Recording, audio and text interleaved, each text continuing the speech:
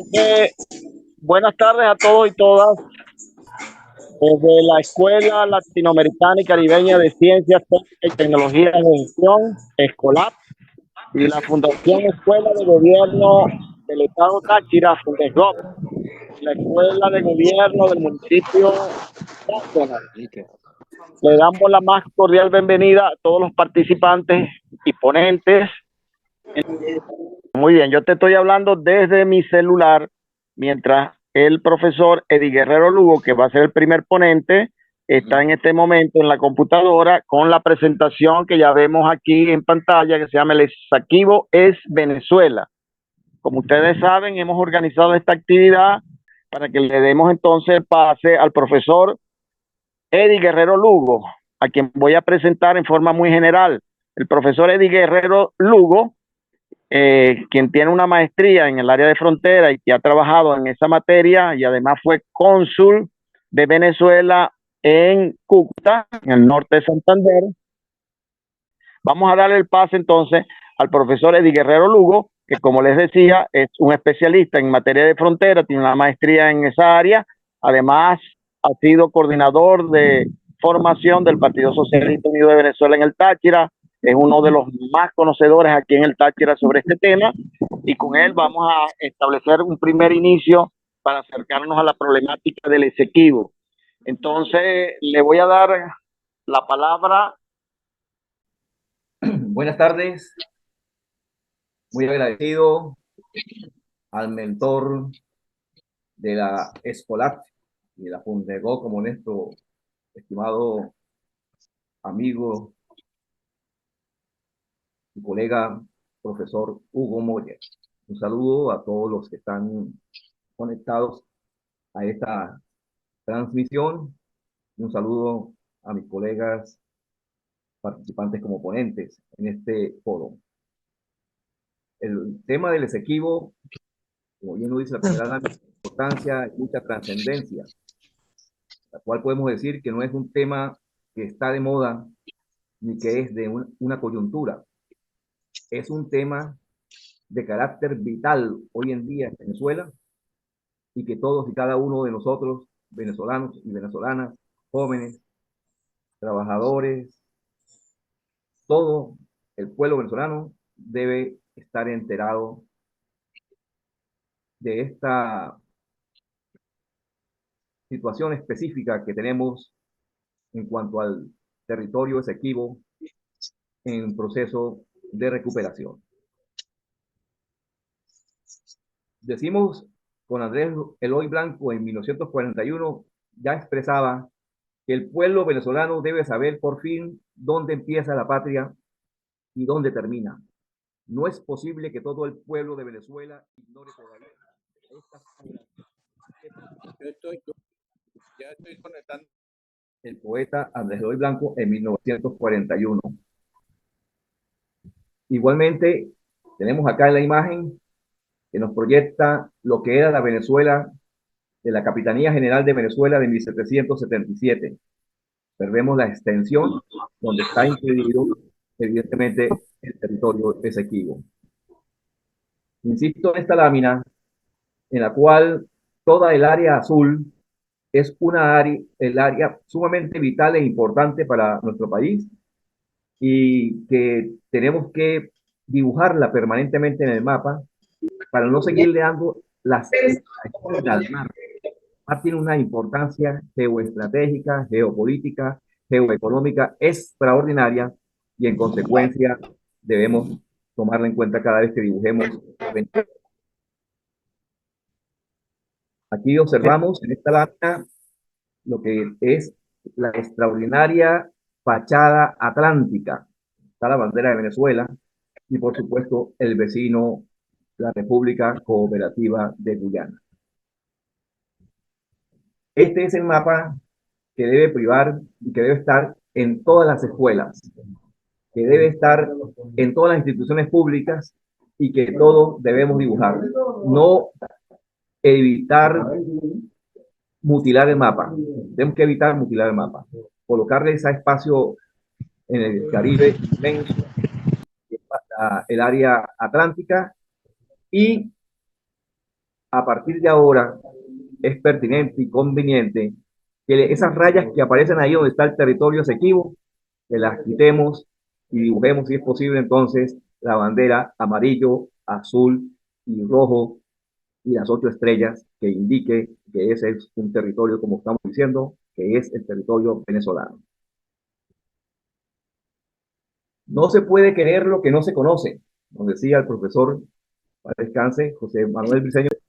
Decimos con José Manuel Briceño Moncillo que no se puede querer lo que no se conoce. Esto es sumamente importante y nos invita a estar pendiente de nuestro espacio geográfico en su conjunto. En cuanto al espacio geográfico, todas las constituciones de la República de Venezuela, hoy República Bolivariana de Venezuela, lo tenía establecido claramente en el artículo 7, en la Constitución del 61. Pero en la Constitución del 99, en la Constitución actual, el artículo 10 expresa el territorio y demás espacios geográficos de la República son los que correspondían a la Capitanía General de Venezuela antes de la transformación política iniciada el 19 de abril de 1810, con las modificaciones resultantes de los tratados y laudos arbitrales no viciados de nulidad. Observemos bien aquí cómo se expresa: tratados y laudos arbitrales no viciados de nulidad. Ya el constituyente veía, observaba, avisoraba esta situación del territorio Esequibo y se adelantaba a lo que hoy decimos con contundencia: el laudo de París de 1899 es un laudo írrito, nulo, de toda nulidad. La Guayana Esequiba tiene una superficie aproximada de 159.500 kilómetros cuadrados, es decir, el 74.2% de todo el territorio que hasta ahora Guyana administra como propio, el cual abarca 214.999 kilómetros cuadrados en total. La zona en reclamación, digo yo, la zona en recuperación, forma parte del escudo guayanés.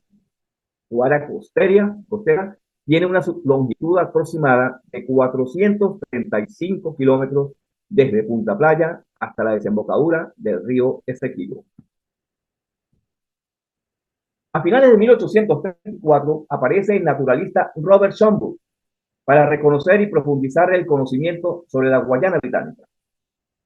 Robert Schomburgk elabora varios mapas.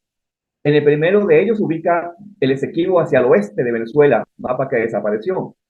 Luego crea otros mapas.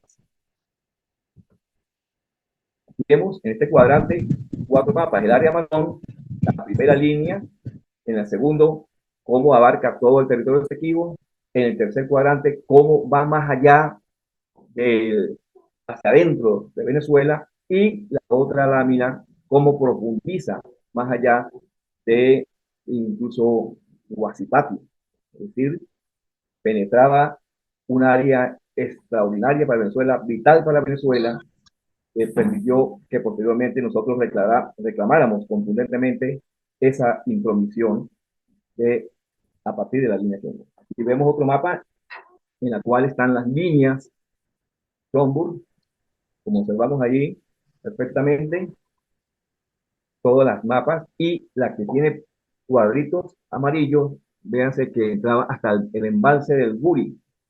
Por esa razón nosotros decimos que este espacio que nos corresponde en las áreas marinas y submarinas en el Atlántico significa un espacio vital para Venezuela. En 1823, James Monroe, presidente de los Estados Unidos, señala: el continente americano no es susceptible de colonización. Las potencias europeas no podrán extender sus dominios en él, solo se acepta el status quo. Las fronteras de los nuevos países mantendrán las adquiridas de las colonias. Es decir, la doctrina Monroe, que establece América para los americanos. En 1825, la guerra reconoce nada Venezuela, teniendo como límite el río Esequibo al este. En 1896, bajo la presión de los Estados Unidos, fueron aceptados por nuestro país las condiciones establecidas. Ningún venezolano formaría parte integrante del Tribunal de Arbitramiento. Fue conformado por 2 ingleses por Inglaterra, 2 norteamericanos en representación de Venezuela. Ahí podemos decir, y lo dicen los historiadores, y lo dicen todos los estudiosos del tema, privó el racismo, privó el desconocimiento de Venezuela, y lo integró también un ruso pro-inglés, el profesor Federico Marten. Luego el Tribunal de Arbitraje dictó sentencia unánime. Surge el laudo de París de 1899. Laudo se le llama a la decisión de un tribunal arbitral, para dirimir la demarcación territorial del límite entre los Estados Unidos de Venezuela y la Guayana Británica.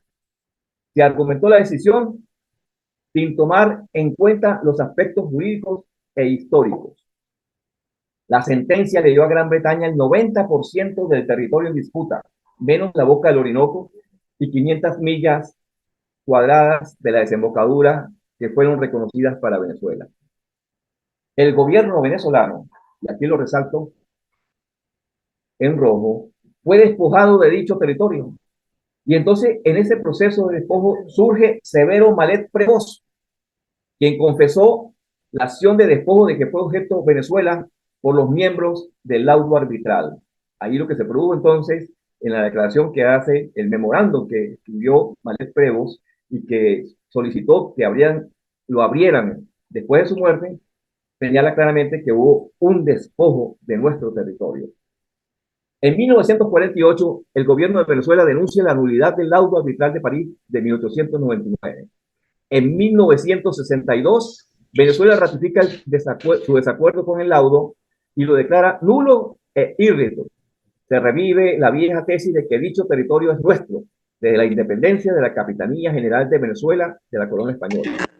En 1966, 17 de febrero de 1966, se firma el Acuerdo de Ginebra.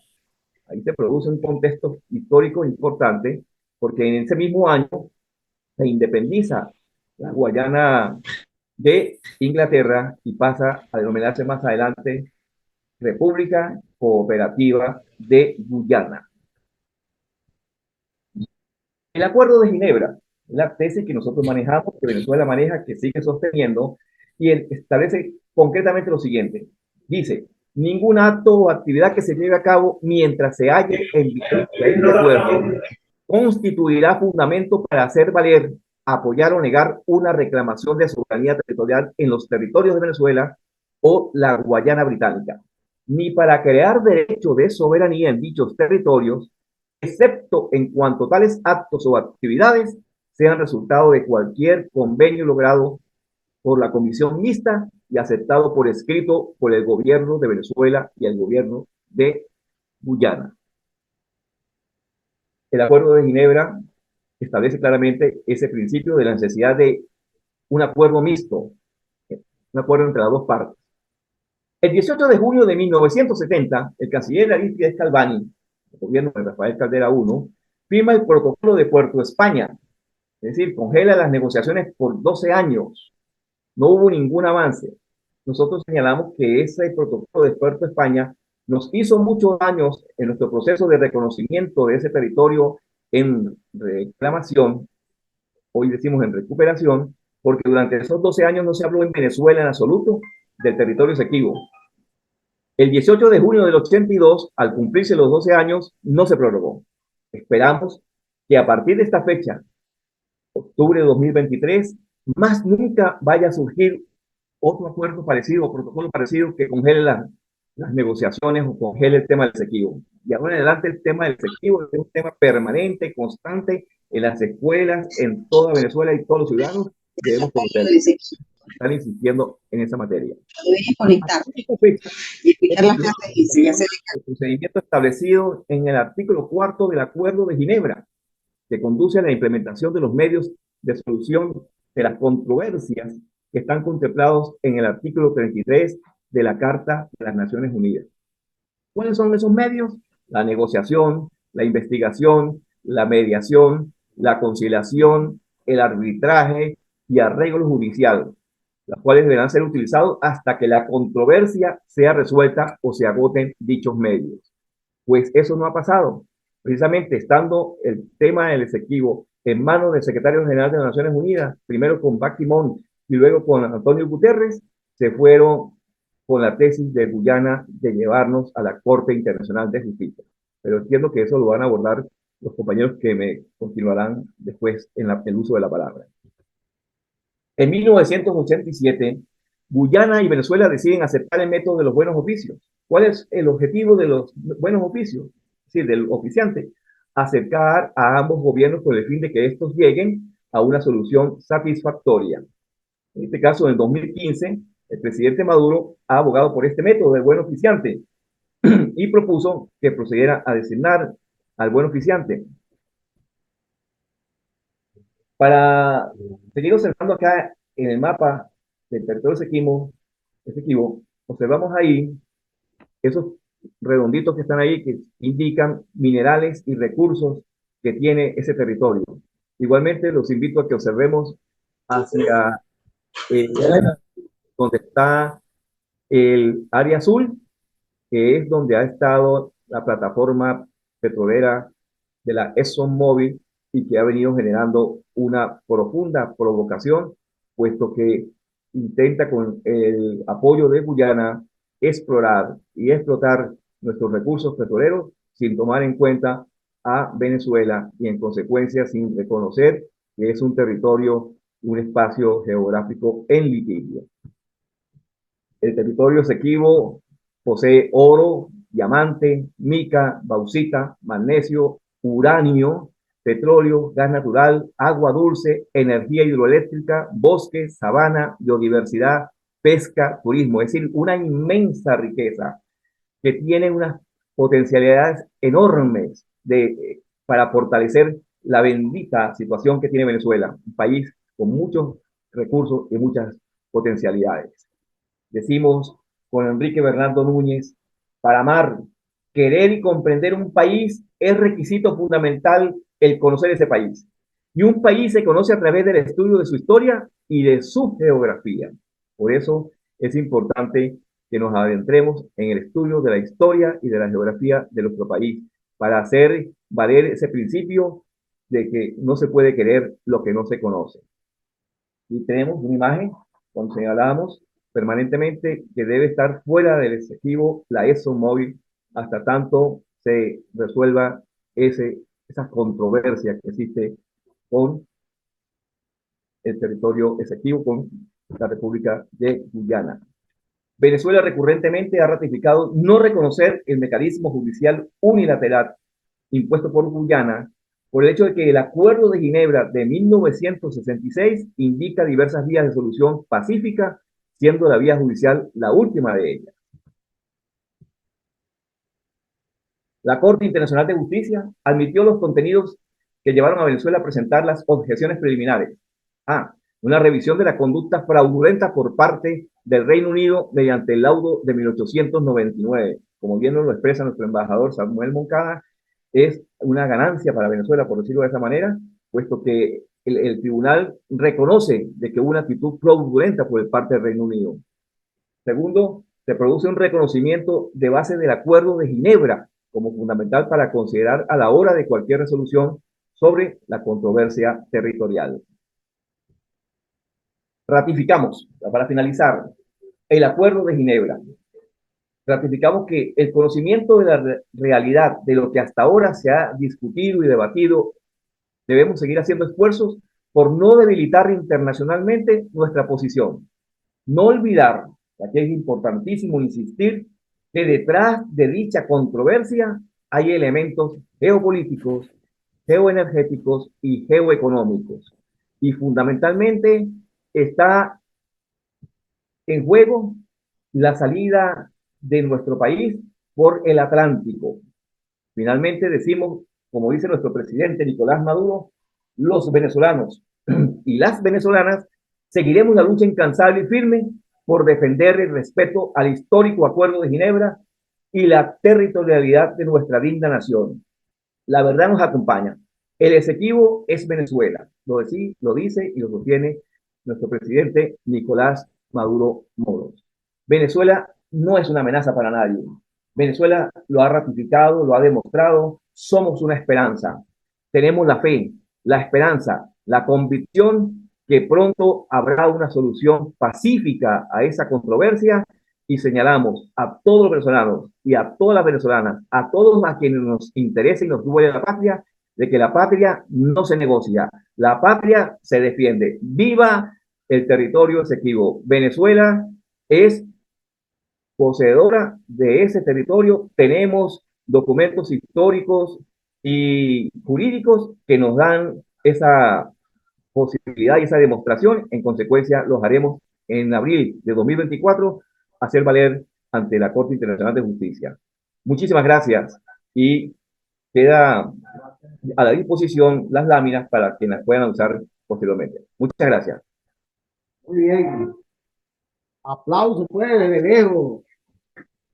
Excelente, profesor. Gracias. Excelente, excelente, Eddie Guerrero. Bueno, ahora vamos a tener al señor Procurador del Estado Táchira, doctor en Ciencias Políticas, internacionalista, conocedor de estos temas, quien nos va a hablar de Esequibo, epicentro geopolítico de América Latina y el Caribe. Adelante. Bien, saludos a todos los compatriotas, camaradas, compañeros y amigos que siguen esta reunión vía Zoom. Saludo obviamente a los organizadores, al compatriota profesor Hugo Moller, equipo, y a los compatriotas, compañeros, colegas que aquí están participando, en particular pues a mi amigo y camarada profesor Eddie Lugo, con el cual compartimos muchos de estos temas, ¿no? Bueno, la primera consideración que quiero hacer es que estos asuntos fronterizos, estos asuntos de delimitación, se han presentado muchísimo en la historia de la humanidad. Uno recuerda, por ejemplo, la famosa guerra de los 100 años, que culminó con los famosos tratados de Westfalia, y después la guerra de los 30 años, donde estuvieron involucrados muchos países de Europa, el Reino de España, el Reino de Inglaterra, obviamente el Reino de Francia, los Países Bajos, y fueron procesos de negociación largos, combinados con operaciones militares y de guerra muy crueles, muy cruentas, muy sangrientas, ¿no? Con esto significa que eh, lo referente a la reclamación legítima que tiene Venezuela sobre ese vastísimo territorio del Esequibo, recordemos que son 159.542 kilómetros cuadrados, ya data de un tiempo suficientemente largo, ¿no? Y que hasta ahora obviamente no se ha solucionado. Como explicaba el camarada Eddie, en ese proceso de negociación tuvimos la torpeza de un gobierno de la Cuarta República de haber congelado, de haber sometido en el refrigerador durante un periodo largo de tiempo, más de 10 años, las negociaciones con el famoso acuerdo o pacto de Puerto España. Bien, dicho esto, uno puede agregar también otro ejemplo importante, ¿no? Veía anoche, preparando los temas de esta conversación, de cómo luego de pasar un tiempo muy largo, a través de un proceso de negociación que se pactó para 100 años entre el Reino de Inglaterra y la República China, las posesiones de Hong Kong y de Macao. La primera fue devuelta a la República Popular China el 1 de julio de 1987, transcurrido como fueron 50 años. Y luego Macao, que también fue obviamente, por supuesto, devuelta a China en un periodo de tiempo similar. Nosotros, obviamente, como latinoamericanos que somos, tal vez no tengamos la paciencia china, tal vez tengamos metodologías diferentes y distintas, ¿no? Y por lo tanto, pues nada, debemos asumir, como en efecto hemos venido asumiendo desde nuestra Cancillería, un proceso de negociación complejo, difícil y duro, sobre todo porque, bueno, nos hemos enfrentado a uno de los imperios más poderosos del planeta, como es el Imperio Británico. que sabemos en el pasado dominaba los mares, eh, tuvo posesiones importantes en buena parte del globo terráqueo y que aún tiene algunos de ellos. Inclusive hubo reinas que gobernaron durante más de 70 años, como esta última que falleció hace poco tiempo. Y a eso obviamente Venezuela, un pequeño país en extensión, pero un gran país en lo espiritual, en lo ético y en lo moral, y también, por supuesto, en la tenencia de inmensos recursos que tiene y posee, ha tenido que hacer frente a este tipo de reclamaciones con ese imperio. Transformamos un día. Aquí la estrategia de eso es. Lo que se nos ocurre decir como primera cosa, ya dentro del tema, es preguntarnos qué es el Esequibo. El Esequibo siempre y desde entonces fue un territorio habitado por nuestros hermanos indígenas. Luego fue ocupado por los españoles, conquistadores, colonizadores y también por los holandeses. Ya para 1777, cuando Venezuela se convierte y es decretada así en la Capitanía General de Venezuela, todos esos territorios hacia el este del Esequibo, hacia el este de nuestro territorio, pasaron a formar parte de esa Capitanía General de Venezuela. Desde entonces y hasta esta fecha, nosotros hemos basado nuestra reclamación en lo que es el principio de uti possidetis iuris, es decir, en todo lo que poseíamos, lo continuaremos poseyendo, toda vez que este principio, este aforismo incluso jurídico, que viene del derecho romano, aplica plenamente para nosotros. Finalmente, hay que decir también que Esequibo es un río inmenso, es un río con un caudal extraordinario eh, de, de agua dulce. Es obviamente un río que tiene un recorrido de más de 1000 kilómetros de extensión, que va pasando por selvas, por sabanas, hasta que desemboca en el océano Atlántico. Como bien dijo el compañero Eddie, citando a el poeta venezolano Andrés Eloy Blanco, Venezuela ha perdido, y esa afirmación la produjo él en el año 1941, una quinta parte de su territorio sin que se hubiese disparado un solo tiro. Y explica nuestro poeta que eso fue gracias y producto a la serie de gobiernos entreguistas que hemos tenido, de esta oligarquía cipaya, que en connivencias con gobiernos extranjeros, pues ha entregado buena parte del territorio que teníamos para cuando éramos Capitanía General de Venezuela. En 1800, porque estábamos aquí ya listos, ¿no?, para continuar conversando con ustedes. Cuando se cayó hubo el bajón de luz, creo que hablábamos un poco acerca de lo que había dicho el profesor y poeta Andrés Eloy Blanco en el año 41, de que, bueno, Venezuela había perdido una quinta parte de su territorio sin que aquí se hubiese disparado un tiro, y todo gracias, si se puede decir así, a la actitud de gobiernos entreguistas y a la oligarquía cipaya, oligarquía que, por cierto, en el año 1853 fue capaz de escribir un documento donde le decía al gobierno británico que si ellos le ayudaban a gobernar este país de tantos forajidos y bandidos liberales, ellos estaban dispuestos a entregarle el territorio Esequibo, ¿no? Esa carta la firmaron unos apellidos muy conocidos, como Zuluaga, como Machado, muy conocido en este tiempo, ¿no? Entonces, bueno, decíamos también que en el año 1899 ocurre el famoso laudo arbitral de París, que más que el laudo arbitral fue la confirmación del famoso acuerdo de Brasil, de Washington, suscrito en el año 1857, donde el Departamento de Estado, conjuntamente con el gobierno británico, habían prácticamente acordado, bueno, repartirse Venezuela. En ese acuerdo arbitral de París, donde Venezuela no tuvo representación jurídica, dos jueces británicos, dos jueces norteamericanos y un juez ruso, este último presidente del comité arbitral, se coaligaron para despojar a Venezuela de casi 160.000 kilómetros cuadrados. Esequibo es la gema de la corona, lo hemos dicho varias veces. Bueno, porque en Esequibo usted va a encontrar cantidades inmensas de oro, aún no cuantificadas en reservas probables y probadas. Va a encontrar diamante, coltán, bauxita, bueno, va a encontrar oro, mica, va a encontrar manganeso, petróleo y gas en cantidades gigantescas y por eso la presencia allí de la ExxonMobil. Va a encontrar agua dulce, va a encontrar una biodiversidad con una flora y con una fauna y con unos bosques extraordinarios nunca vistos en ninguna parte del mundo, ¿no?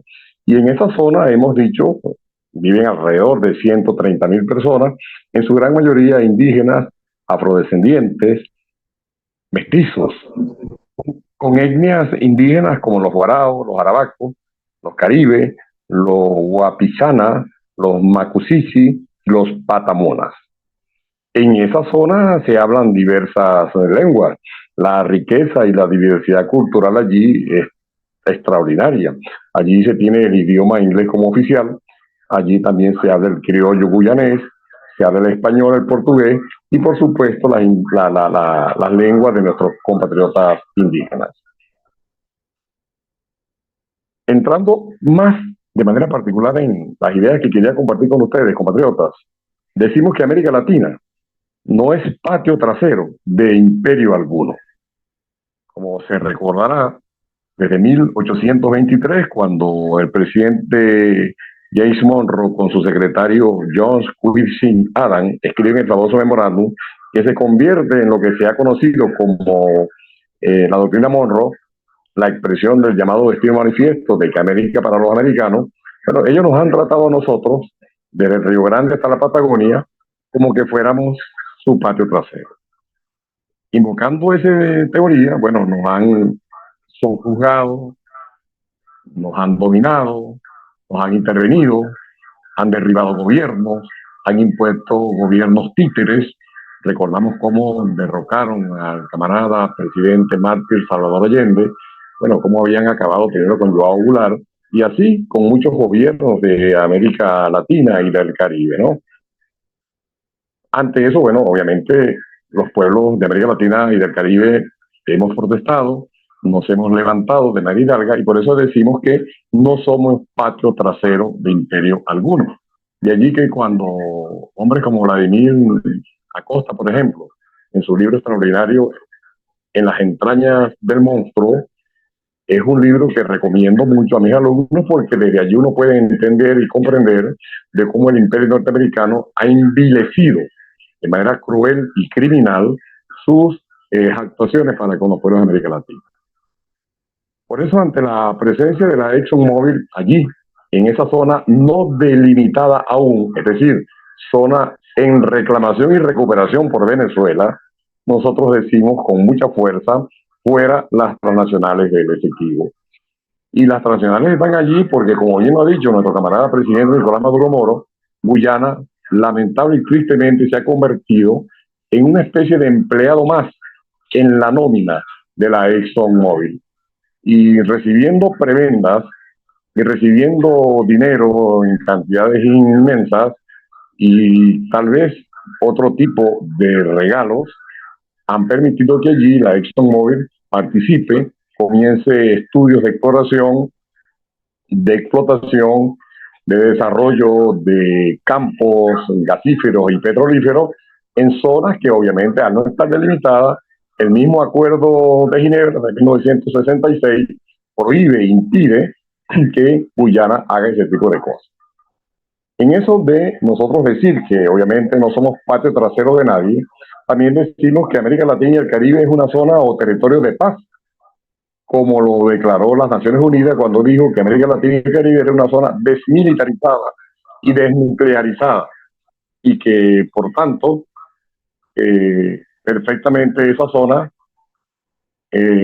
no podía haber presencia pues alguna de conflictos y mucho menos por supuesto de guerras, ¿no? América Latina también por supuesto es una zona donde se han ido presentando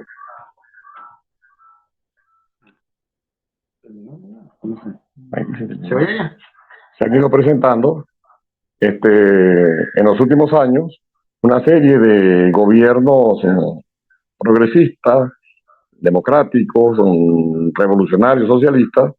Es el caso, por ejemplo, del gobierno recientemente instaurado en Colombia del presidente Gustavo Petro, el presidente Andrés Manuel López Obrador en el Brasil, el gobierno del presidente Lula en Brasil, de Arce Cotacora en Bolivia, de João Goncalves en las Granadinas, aquí mismo en nuestro Caribe, bueno, y por supuesto de nuestro camarada, compatriota, compañero, presidente obrero Nicolás Maduro Moros, que son expresión clara y determinante de una voz, de un empuje importante en mantener a América Latina como espacio geopolítico, geoestratégico, como espacio vital, por supuesto, fuera de cualquier tipo de conflicto. Por eso, Venezuela, en los últimos 24 años, compatriotas, ustedes lo saben, se ha convertido en una nación libertaria, con un gobierno revolucionario, socialista,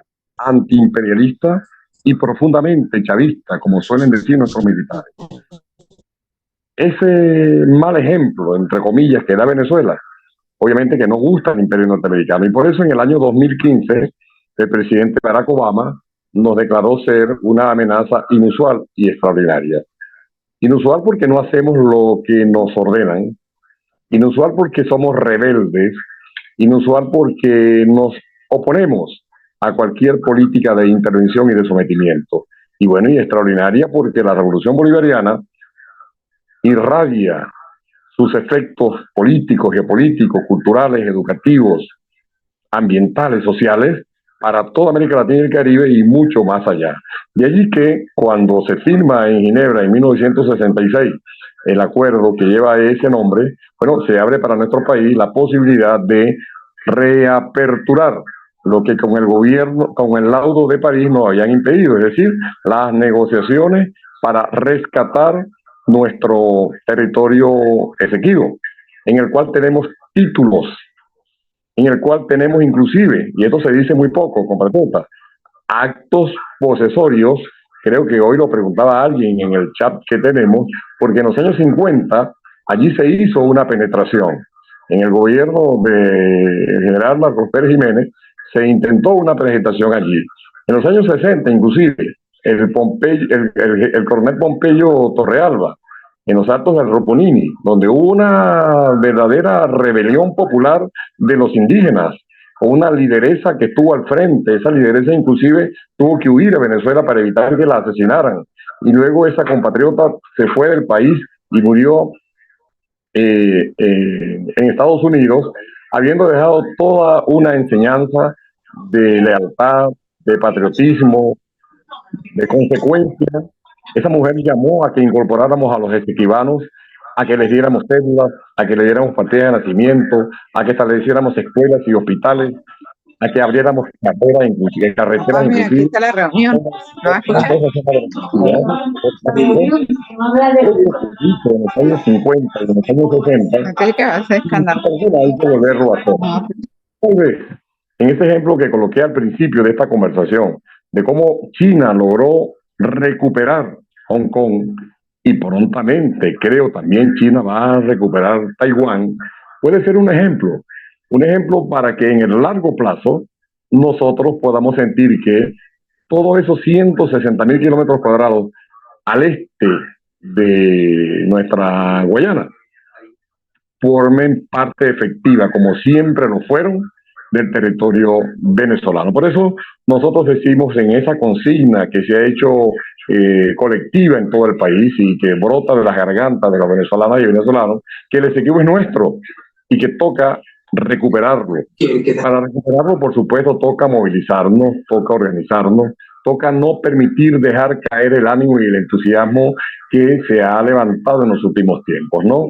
Toca pues enseñar a nuestras presentes y futuras generaciones, toca enseñar a nuestros jóvenes, a nuestros niños, la importancia de que Venezuela pueda contar en su mapa, en su territorio, en su política, en su cultura, en su estructura administrativa e institucional a este territorio que siempre fue parte de los venezolanos desde cuando fuimos la Capitanía General de Venezuela. Esto obviamente que como conclusión permite señalar y decir la importancia geopolítica que tiene para América Latina y el Caribe el Esequibo. Bueno, por ahí entran las mercaderías, por ahí entran los barcos. Ustedes deben saber que en la Segunda Guerra Mundial el gobierno alemán estuvo a punto de tomar esa zona. Incluso hizo ofrecimientos de compra de la isla de Margarita y Coche para establecer una base militar que impidiera que los barcos de las fuerzas aliadas vinieran a abastecerse de combustible y derivados del petróleo en nuestro país. Bueno, el Esequibo es la salida hacia el Atlántico y la comunicación directa con nuestro continente hermano África. En esta última gira que hizo el camarada presidente Maduro, donde aperturó ya los vuelos directos entre Caracas y Argelia. Bueno, ahora no tenemos que ir a París, ahora volamos directo, casi que de manera horizontal, y le caemos al norte del África, allí donde está Libia, allí donde está el Magreb, allí donde está Argelia, y de esa manera nos unimos con Egipto, nos unimos inclusive con Asia, nos unimos con Turquía, con el Estambul, de una manera bien directa, ¿no? La importancia entonces geopolítica y geoestratégica hacia el sur es innegable. Desde aquí nosotros podemos desparramarnos, bajar hacia Argentina, irnos a Bolivia, irnos al Ecuador, irnos a Chile, y todo eso parte, por supuesto, de esta ventana estratégica que tiene Venezuela y que obviamente, por supuesto, es este territorio nuestro. Con esto, bueno, concluyo, hermano, las cosas que tenía que conversar con ustedes. Agradecido por la atención. Un gran abrazo a todas y a todos.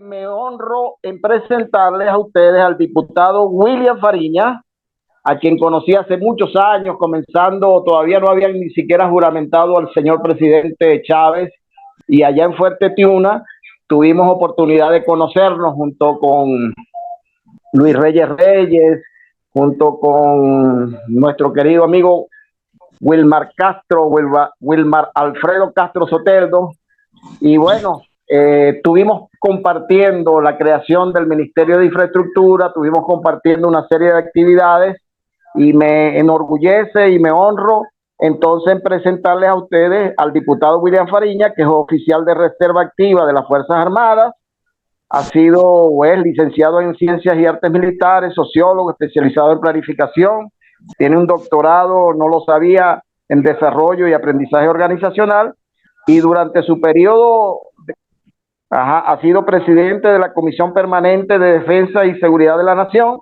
y ahora en este momento es primer vicepresidente de la Comisión Especial de Defensa del Territorio de la Guayana Esequiba. Entonces, y hermano, de verdad muy feliz de que esté aquí acompañándonos. Adelante, William. Hugo, y a todos ustedes, compatriotas, a Escolar, por esta oportunidad. No sé si me escuchan, pero bueno, quiero decirle la complacencia por esta iniciativa de Escolar, que todos estamos en esta actividad. Es un momento pedagógico, es el momento pedagógico de la política en este momento, la política entendiéndola como todo ese proceso del poder como categoría. Acuérdense que nosotros, más allá de las circunstancias, de la epopeya que estamos viviendo, en esta época hay cuestiones que tenemos que estar conscientes.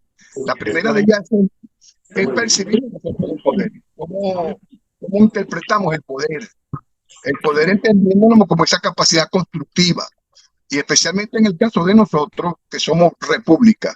Nosotros hemos tenido experiencia en el poder desde el principio, cuando decidimos dejar de ser súbditos de la corona española, dejar de ser vasallos de la corona española, y asumimos una categoría que está en construcción. El pueblo es una categoría política en construcción de conciencia colectiva, de derecho, de igualdad, de lucha. Es un proceso histórico de los pueblos. Y esta otra categoría que es bien interesante, que quiero compartir con ustedes, que es la categoría Estado. Estado tiene tres elementos vitales o fundamentales para poder interpretar todos estos hechos que estamos viviendo y entrar ya en la materia que me corresponde, que es hablar del el referéndum consultivo. Entonces, el Estado tiene tres categorías fundamentales. La primera de ellos, el pueblo. El pueblo entendiéndolo como eso que estoy diciendo, de la capacidad del derecho que tenemos de convivir, de vernos iguales, de tomar decisiones colectivas, de manera, en el caso de nosotros, participativa y protagónica. Es decir, el pueblo es una categoría revolucionaria, no es población. Por supuesto que compartimos costumbres, historia, todo ese tipo de cosas, pero quiero hacerlo lo más breve posible. El otro elemento clave del Estado es el poder como categoría política, pues, que tiene que ver con todas las manifestaciones institucionales que le dan vida a toda articulación social que existe de cada uno de los hombres y mujeres, de los ciudadanos y ciudadanos, que es la titularidad que nos hace iguales, ciudadanos y ciudadanas. Claro, ciudadano no es una categoría nueva tampoco, pero tenemos que interpretarla como eso, con las instituciones, la fortaleza que tienen las instituciones. Y en el caso de nosotros, bueno, tenemos una visión bien articulada del poder, que ha avanzado en estos últimos 3 siglos. Y bueno, y por supuesto, en el caso de nosotros, no solo una dimensión territorial del poder nacional, de los poderes estadales, los poderes municipales, de los poderes parroquiales. Imagínense, nosotros estamos construyendo otras categorías muy novedosas, el poder comunal, el poder de las comunas, el poder de los parlamentos comunales. En fin, hay un proceso bien creativo que tiene que ver con esta categoría del poder. Y la otra fundamental para que exista el Estado es el territorio. El territorio, por supuesto, es una cuestión sagrada y tenemos que entenderla así. Fíjense esta coyuntura que está pasando ahorita, valga la pena mencionarlo, el caso que está viviendo la lucha del pueblo palestino. El territorio es una cosa sagrada. A veces la gente no entiende la lucha que existe de ese pueblo legendario, el pueblo que tiene más de 2000 años, imagínense ustedes. Y ese es un pueblo, una provincia categorizada por el Imperio Español, por el Imperio Romano y tanto eso, es decir, con sus costumbres, con su realidad, donde convivían distintas etnias y donde convivían distintas creencias en la época de esto. Y vemos cómo existe la raigambre paradigmática de ese pueblo para defender su tierra a costa de la vida. Y va a verlo allí, lo que en el fondo hay ese gran sentimiento sagrado de lo que es el territorio. Por eso es que el territorio es algo para nosotros muy sensible y se convierte en una de las categorías fundamentales entre esta convivencia política. Hablo que estamos en proceso de construcción, no ha terminado. Nosotros estamos como humanidad construyendo esos procesos, la categoría Estado y especialmente la categoría República en la modernidad que existe. Entonces, pero no, precisamente la palabra territorio es una palabra clave para entender esto, porque territorio significa, es una palabra compuesta, como todos sabemos, del latín, que significa territorium, es decir, tierra nuestra, tierra nuestra. Eso es lo que significa la palabra territorio. Bueno, entonces, en ese proceso nosotros tenemos, nosotros dimos un salto cualitativo extraordinario en la conformación de nuestro Estado-Nación. Nosotros tenemos una nación reciente, por decirlo de alguna manera, en los procesos históricos. Una nación que tenía 200 años y nos constituimos el 5 de julio de 1811, bueno, con un territorio establecido. Tal como lo han dicho los otros ponentes, el tema de la Capitanía General de Venezuela. Ahí está el territorio. Y bueno, por supuesto, hemos venido evolucionando, fortaleciéndonos como Estado-Nación. Fíjense lo que ocurrió en 1899. En 1899, realmente nuestra república, nuestro Estado-Nación, estaba muy debilitada y en función de esa debilidad, bueno, se aprovecharon los imperios para usurparnos estos territorios, particularmente el Imperio Británico, como yo no voy a entrar allí. 100 años después, 1899, nosotros dimos un salto cualitativo como sociedad, como pueblo revolucionario, un pueblo que tiene una conciencia primero de resistencia, porque la historia nuestra es una historia de resistencia, es una historia de insurgencia, es una historia de combate, es una historia de un pueblo que ha estado, bueno, en permanente luchando contra la afrenta imperial. Primero, en la dominación de la conquista, los pueblos originarios, y allí viene parte de nuestra saga revolucionaria, de nuestro ímpetu heroico como pueblo, de valentía, de independencia, de lucha. Es decir, no es fácil someter al pueblo venezolano, no será fácil someterlo, entre otras cosas porque nosotros tenemos características de la libertad, nos consideramos seres libres y es uno de los principios fundamentales de nosotros en esta Constitución. Bueno, eso fue en 1899, 100 años después nació esta Constitución que está aquí. Desde el esfuerzo colectivo de un pueblo, en una visión heroica, revolucionaria, de refundarnos como república. Repito, república es una categoría revolucionaria que está en construcción, no ha terminado. Todavía existen, como ustedes saben, coronas, reyes, principados, monarquías, ese tipo de cosas. Bueno, la humanidad se debate en eso. Nosotros nos constituimos, por eso es que se llamamos constitución, en un poder originario, el poder originario del pueblo. Bueno, y precisamente ese poder originario del pueblo se retoma en 1999 y nos constituimos para refundar la república. Hay una cosa bien importante, toda esta situación que estamos llevando del referéndum tiene primero un soporte, hay un soporte moral, hay un soporte espiritual, hay un soporte ético, hay un soporte de la lucha de nuestro pueblo, hay un soporte político, hay un soporte jurídico. Estoy hablando de la categoría de pueblo como república.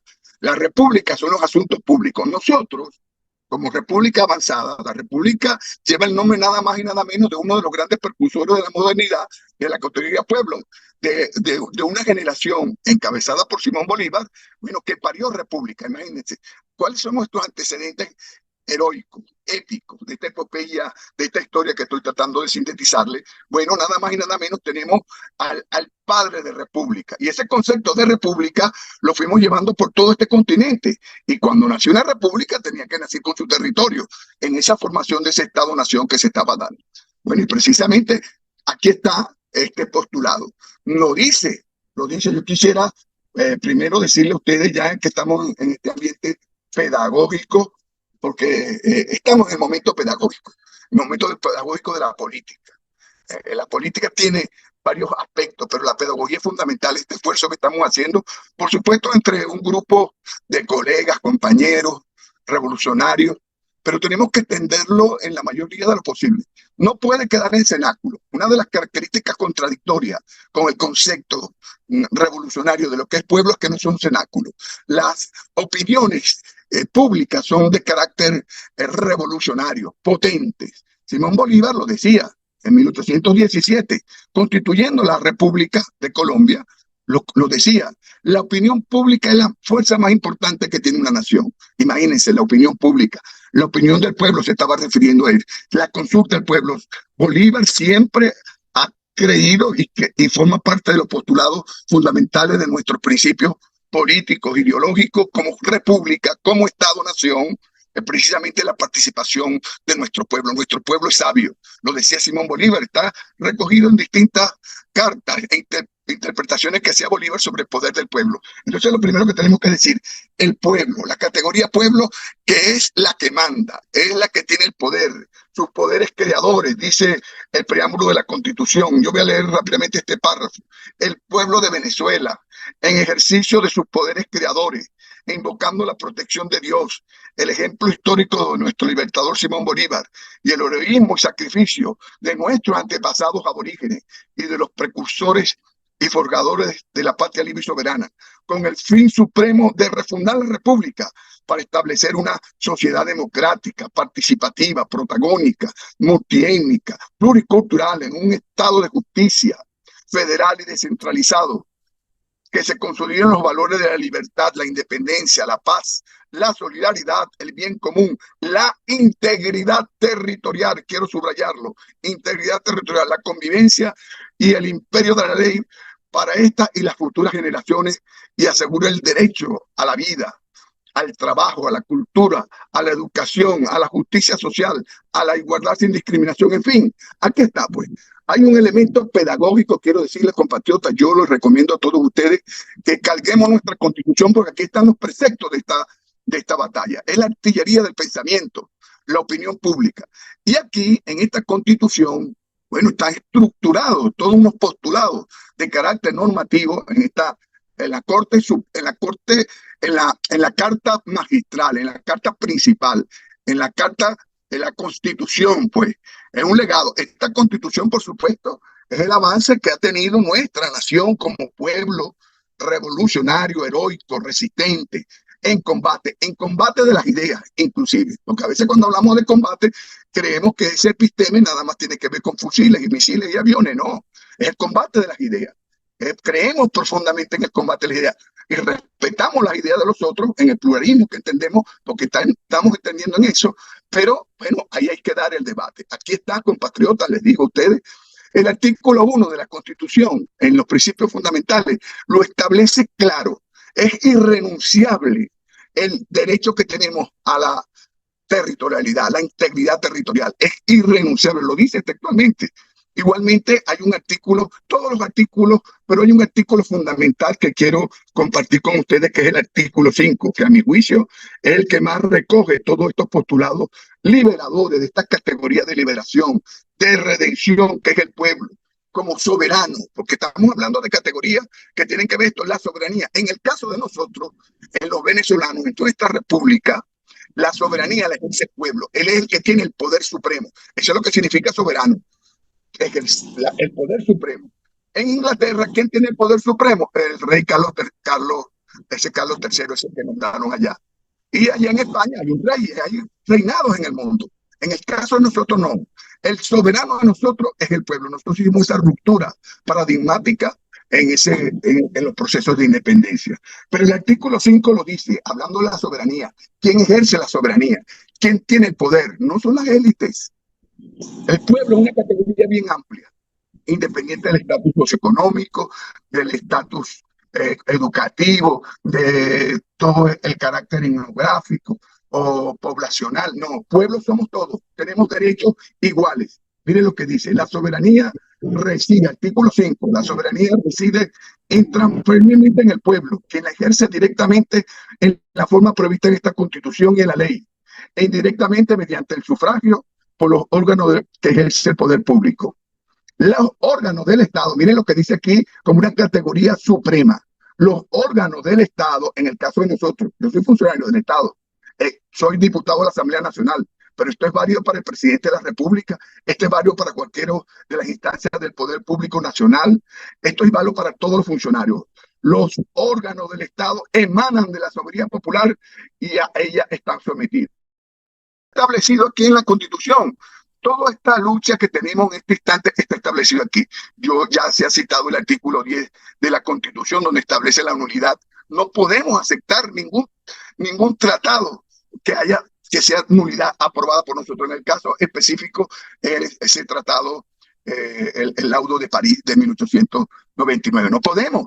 Es mandatorio por la Constitución y no puede haber ningún poder externo, lo dice nuestra Constitución. Nosotros no estamos sometidos a ningún poder externo, solo al poder soberano de nuestro pueblo y a lo que establece esta Constitución. Entonces no puede venir, lo digo con mucho respeto al derecho internacional, una multilateral, porque ¿qué es la Corte Internacional de Justicia? Es una multilateral, así como está la UNESCO y están todos los demás, pero no puede estar por encima inclusive de la decisión de las Naciones Unidas, porque el Acuerdo de Ginebra es producto de un trabajo generacional que hicieron los venezolanos durante toda esa década. Se concreta en el año 62 con el canciller Marco Fatón Briceño, hace una gran exposición y en Asamblea de las Naciones Unidas, escúchenme, es que da el dictamen para que se vaya luego a ese Acuerdo de Ginebra que se firmó allá en 1966. Es una decisión, entonces no puede venir, me lo digo con respeto, el secretario de las Naciones Unidas a irrespetar el Acuerdo de Ginebra, violándolo completamente.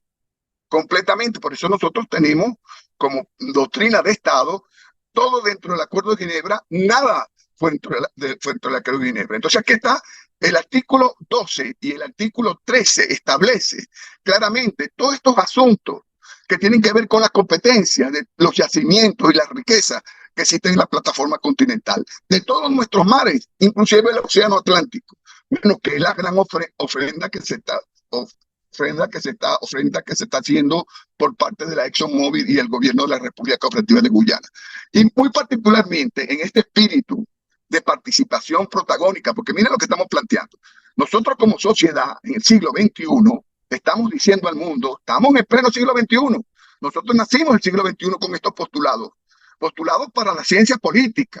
Nosotros siempre hemos sido una sociedad avanzada en los postulados políticos. Nuestro padre libertador, bueno, es uno de esos grandes hombres universales, pro hombre de la construcción. No solo fue un militar, un glorioso patriota, no, un hombre de sabiduría profunda, de postulados profundos que nos dejó todos estos conceptos. Por eso es que nuestra república se llama bolivariana. Nosotros nos apegamos a la doctrina de Simón Bolívar en materia de Estado, en materia de cooperación internacional, en materia de la multipolaridad de los poderes. Toda esa visión estratégica que el mundo está viviendo ahora son postulados bolivarianos. Por eso es que nosotros creemos en la cooperación internacional.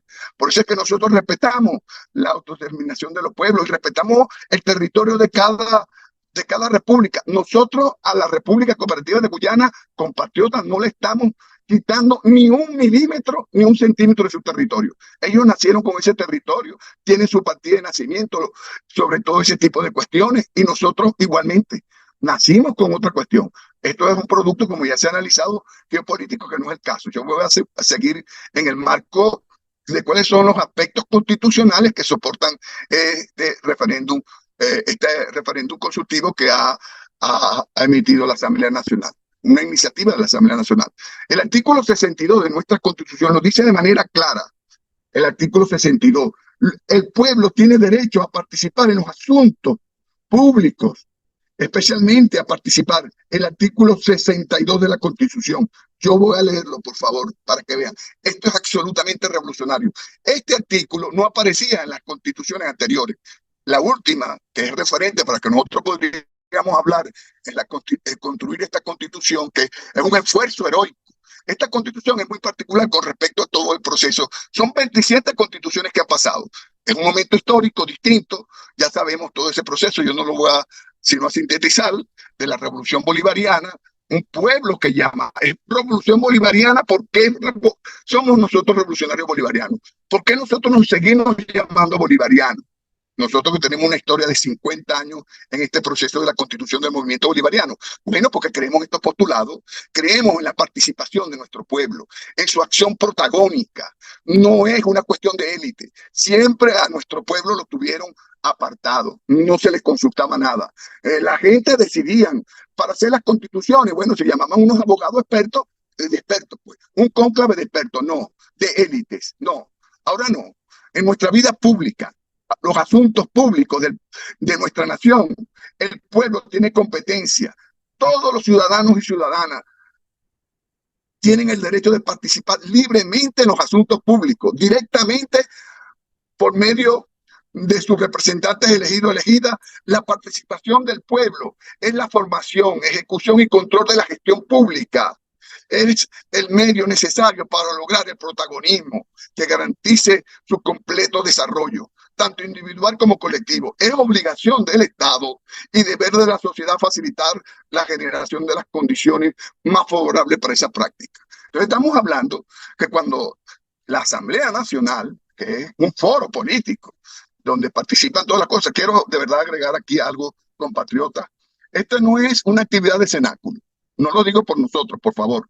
Nosotros debemos vernos como un efecto pedagógico.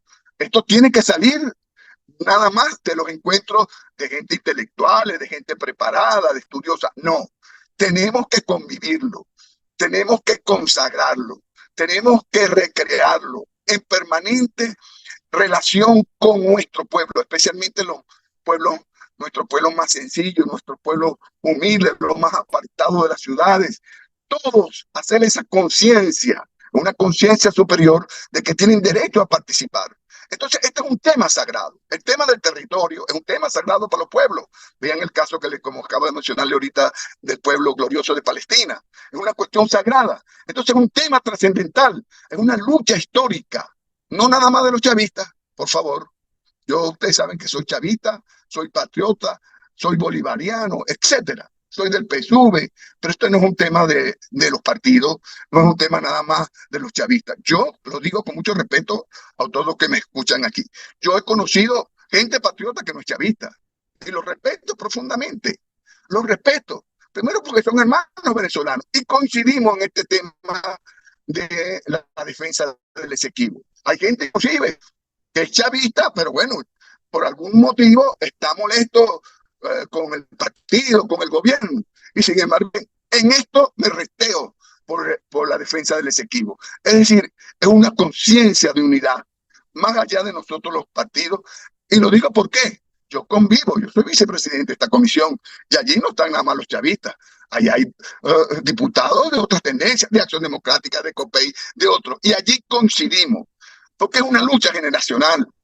Ha sido una lucha de nuestro pueblo. Esto no podemos verlo por las circunstancias. Nos tocó a nosotros, pues, en el siglo XXI, nos tocó en esta lucha. ¿Hasta cuándo? No sé, pero nosotros tenemos posición. Primero tenemos un Estado firme, tenemos una unidad nacional, tenemos una gloriosa Fuerza Armada Nacional. No son las condiciones de 1899 que nos despojaron. ¿Qué es lo que quieren hacer ahora con este auspicio del imperio norteamericano, de los yanquis, de la ExxonMobil y de este gobierno títere? Porque hay que decirlo así, es un gobierno títere, porque uno sabe la historia, conocemos muy bien la historia esa desde 2015 para acá. Y yo soy uno de los que digo, bueno, primero porque he estado en esta batalla por lo menos en los últimos 14 años, primero como presidente de la Comisión de Defensa y ahora en esta cuestión, todas esas maniobras que se hicieron en el 2015 para que Venezuela estuviera sometida a estas sanciones por parte de los gobiernos, tiene que ver con la ExxonMobil. El lobby petrolero de la ExxonMobil hizo mella allí. Uno de los que redactó esa orden ejecutiva de considerarnos a nosotros como parte de esta cuestión de sanciones y considerar una amenaza inusual y extraordinaria, fue el presidente Biden, el secretario, que es un lobista petrolero tremendo. Bueno, y no olvidemos que hace apenas 3 meses, el 10 de junio, lo dijo de manera descarada el presidente Donald Trump, que Venezuela había que hacerla colapsar.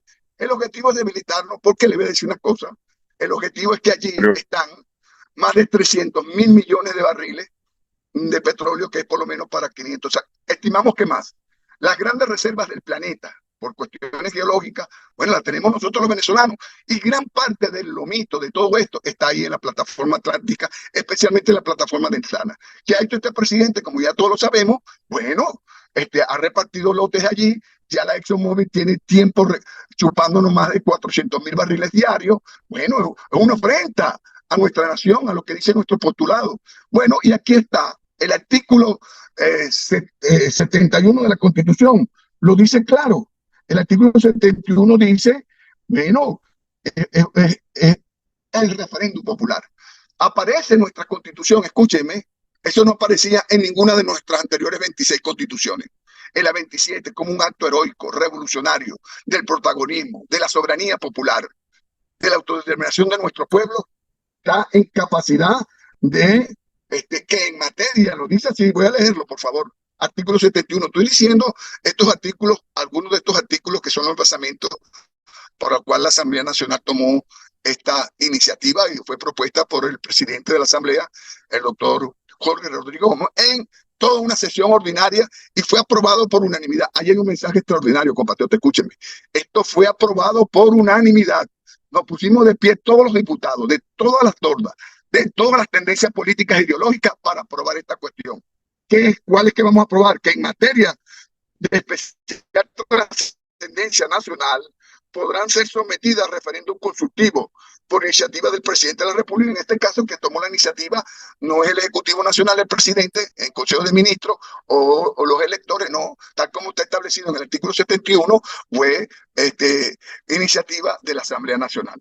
Entonces, lo que quiero sintetizar ya para ir finalizando es que primero, toda esta iniciativa de un referéndum consultivo tiene primero fundamentos históricos, fundamentos políticos, fundamentos de carácter constitucional. Está aquí, del poder del pueblo, de la soberanía del pueblo y también de la lucha de la artillería del pensamiento. El mundo se debate en esta realidad. Por eso esa conflictividad que hay allá en Ucrania y Rusia, por esa conflictividad tan intensa, lamentable, que está ocurriendo entre Israel, bueno, se debate en eso.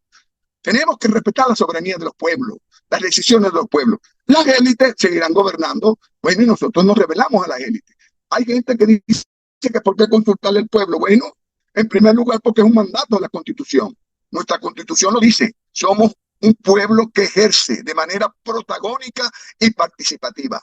no somos convidados de piedra, como antes. Íbamos a votar y listo, se acabó. No, ahora nuestro pueblo puede ser consultado.